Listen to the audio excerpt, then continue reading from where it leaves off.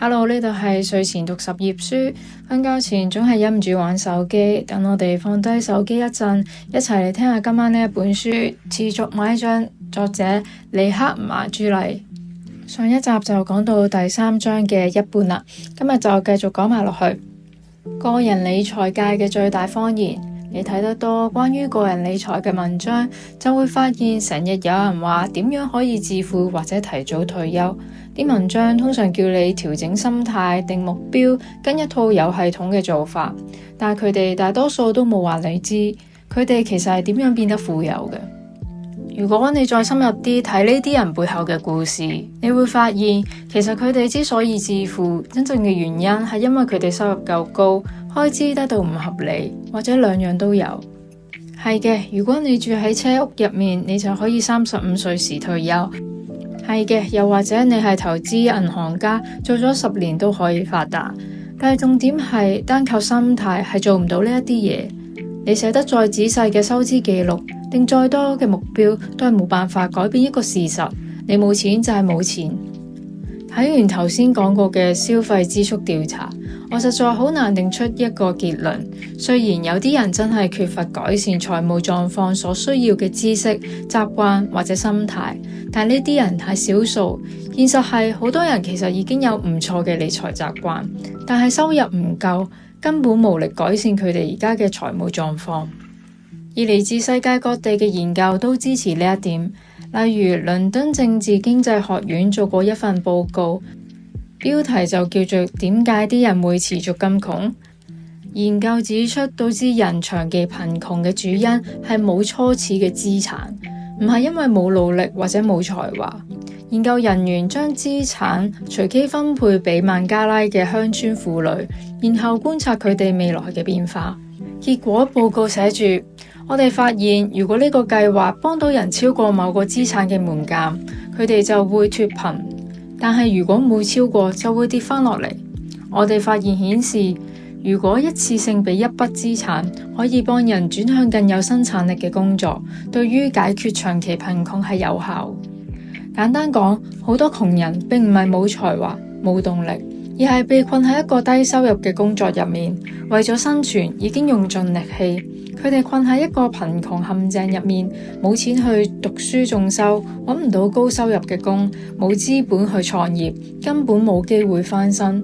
你可能會懷疑呢個講法，但係其實有類似嘅研究喺肯亞做過，隨機派錢，結果都一樣。所以講到底，個人理財界最大嘅謊言就係，只要慳錢就可以致富。財經媒體成日幫手推廣呢個謊言，話你只要唔好每日買杯$5咖啡，就可以變身成為百萬富翁。但係佢哋冇講清楚重點，你要做到，前提係你嘅投資年回報率要有12%，高過市場平均嘅回報，一般係8至10%。就算你啱啱好可以攞到12% 嘅回報，你都要堅持數十年，100%持有你嘅投資組合。唔可以因為市場震盪或者大跌就驚慌賣出，講就易，做就真係難。財經媒體仲成日報道啲咩自製洗潔精、牙線重用幾次嘅故事，話人哋靠呢啲慳錢嘅致富。老實講，睇到呢啲例子我真係反白眼。佢哋拎呢一啲極端嘅例子係想話俾你聽，你只要夠慳就會發達噶啦。諗下幾咁高高在上。呢啲文章講法，不如直接話你冇財務自由，係因為你買咗梯嘅洗衣膠球啦。你而家可以應該睇得出佢哋係玩緊啲咩把戲啦。佢哋將少數極端嘅例子包裝成常態。老實講，冇咩比起呢啲更加誇張。講到底，真正穩陣嘅致富方法係增加收入，同時投資喺可以幫你賺錢嘅資產上面。我唔係話支出唔使理，唔使慳錢，係人都應該定期 check 下自己嘅開支，有冇啲係冇必要嘅浪費，例如唔記得取消嘅訂閱、買多咗嘅精品等等。但你冇需要為咗慳錢放棄每日嘅邋遢。如果你真係想儲多啲錢，重點唔係覺得慳極都唔夠，而係增加你嘅收入。點樣增加自己嘅收入呢？講真，要增加收入真係比起慳錢難得多。尤其一開始，但係如果你想揾一條可以長遠累積財富同埋持續儲到錢嘅路，呢個係唯一嘅方向。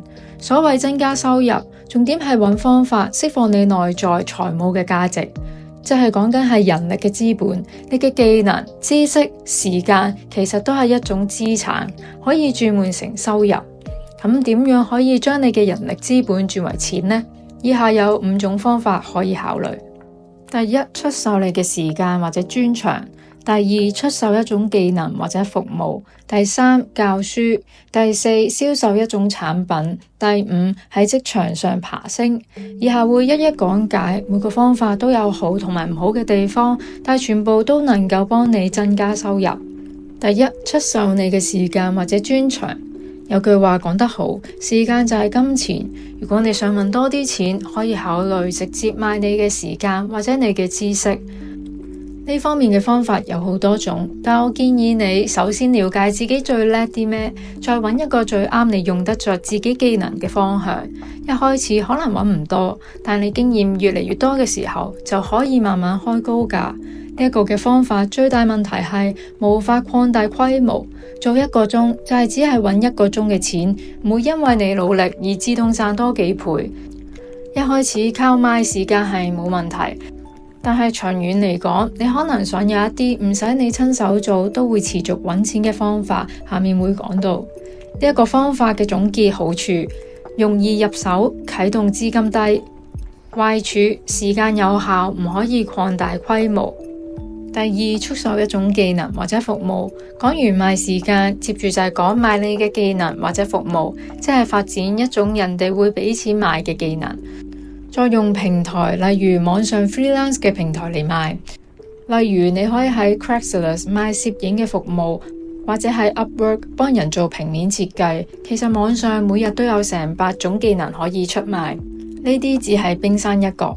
相比起賣時間，賣技能或服務通常可以賺多啲，因為你唔一定同時間掛鈎，特別係你做得好、有口碑、收費又唔平嗰陣。不過講到底，呢一個同賣時間有啲似，因為都係要你親手去做服務。你可以請人幫手，但係咁就複雜咗。總結，好處係潛在收入高，可以建立個人品牌；壞處，要花時間練好技能，難以擴大規模。第三，教書。亞里士多德話：識做嘅人去做，識教嘅人去教。教學係一個可以擴大收入規模嘅好方法。你可以拍 YouTube 片，開網上課程，例如 Teachable， 教人一啲實用嘅嘢。你可以教咩？只要有人肯俾錢學就得。例如寫作、編程、影相、修圖等等，選擇多到數唔晒。教學最大嘅優勢係可以用一套內容賣好多次。建立品牌，長期都有收入，但係挑戰就係競爭勁大，除非你係搞一啲好冷門但有需求嘅主題，否則要突圍唔容易。總結，好處係容易擴大規模，可以長期賺錢；壞處係競爭激烈，唔容易出眾。第四，銷售一種產品。如果教書唔啱你，不如試下做一樣產品出嚟賣。最理想嘅方法係揾到人哋未解決到嘅問題，然後做出解決嘅方法。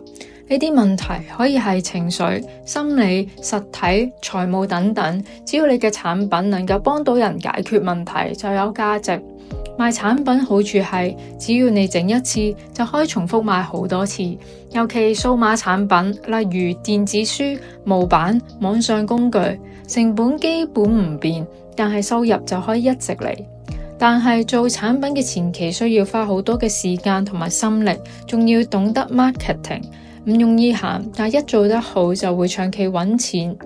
總結，好處係可以擴大規模，收入潛力大；壞處係前期投資多，需要不停嘅 marketing。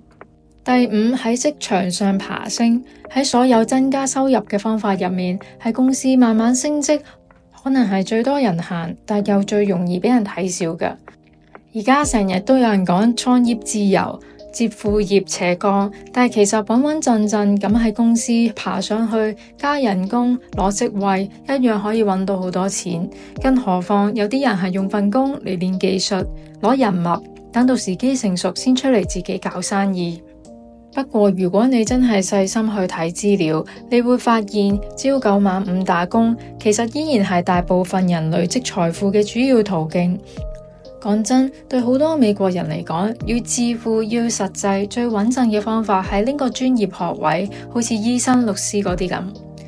喺1996年出版嘅《原來有錢人都這樣做》入面提到，作者研究過一班百萬富翁，發現佢哋普遍教育程度都唔低，平均每5個入面只係有1個冇大學畢業嘅啫。當中有好多人都讀到學士以上，有18% 攞到碩士學位，8% 攞到法律學位，6% 攞到醫學學位，仲有6% 攞到博士學位添。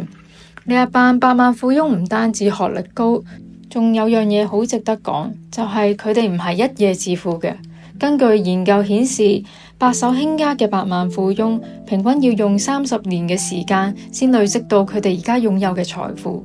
所以我會大力推介，對於年輕人又或者冇乜經驗嘅人嚟講，走傳統職業路線去提升收入，絕對係一條可行嘅路。雖然話打工未必可以令到你變得超級有錢，但學識點樣同人合作，點樣發展你自己嘅技能，對於你將來嘅職業發展係好有幫助。就算你最終目標係自己創業，其實一開始做受僱嘅員工係常見嘅路線。根據統計，創業者創立第一間公司平均年齡係40歲，到咗40歲嗰陣，你通常已經有2樣22歲未必有嘅資源，就係經驗同埋金錢。咁你嘅經驗同金錢係邊度嚟嘅呢？多數都係喺傳統職場慢慢儲返嚟，可能係一份朝九晚五嘅工。總結呢個方法嘅利與弊：利可以學到技能，累積經驗，收入相對穩定，風險較低；弊你冇得控制自己幾時做嘢或者做咩工作，時間自主性較低。無論你係想用邊種方法去提升收入，其實以上講過嘅幾種方法都應該視為一個中途站。因為最終我哋賺多咗嘅錢，應該係用返喺投資喺我哋生財工具上面，呢一個先係真正令你儲蓄大大提升嘅關鍵。要儲多啲錢，你就要學識用業主思維去諗嘢。你估下美式足球 NFL 歷史上最有錢嘅球員係邊位？係湯姆布雷迪、培頓曼寧，定係約翰麥登呢？都唔係。答案係一位你可能未聽過嘅人，係傑利理查森。老實講，我都唔識佢，但佢係一個唯一一位由 NFL 球員變成億萬富翁嘅人。咁查理森係點樣揾到佢幾億嘅財富呢？唔係靠踢波賺返嚟。佢當年算係一個唔錯嘅球員，幫球隊贏過1959年嘅 NFL 冠軍。不過佢真正致富嘅原因係佢開咗好多間哈蒂漢堡連鎖店，靠經營生意賺返嚟。之後佢靠積落嘅資本，喺1993年創辦咗 NFL 球隊嘅卡萊萊納克炮隊。咁睇返，令佢真正致富嘅，佢唔係靠佢嘅勞力，而係靠佢嘅資產。所以我想你用呢一種嘅方式去思考你點樣增加收入。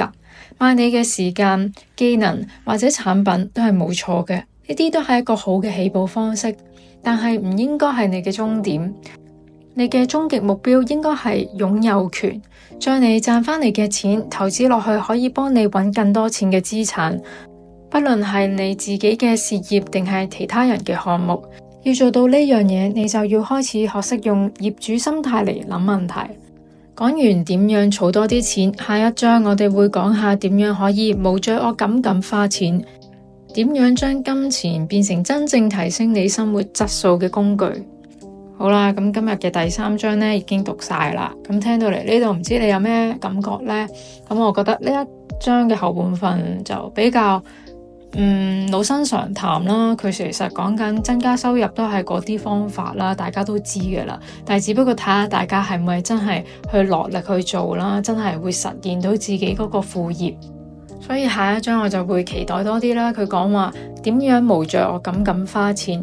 咁我哋今日就暫時嚟到呢度先啦。咁如果你都中意呢條影片，俾個 like 我，同埋訂閱呢個 channel。我哋聽日見，拜拜。